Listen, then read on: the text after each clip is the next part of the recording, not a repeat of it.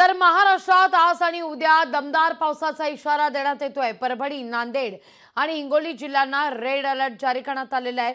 विदर्भातील सगळ्याच जिल्ह्यांना येलो अलर्ट जारी केला आहे। तर कोकण, मध्य महाराष्ट्रात घाटमाथ्यावर जोरदार पावसाचा अंदाज आहे।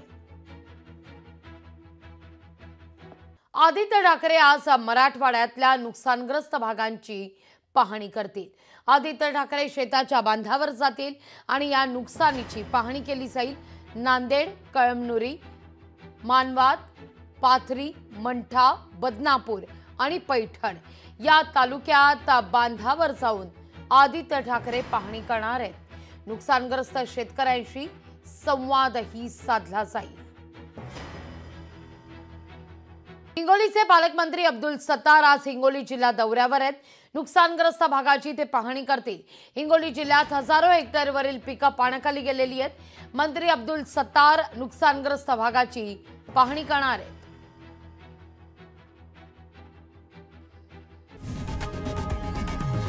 लोकशाही मराठी ऐका, पहा, जागरूक रहा।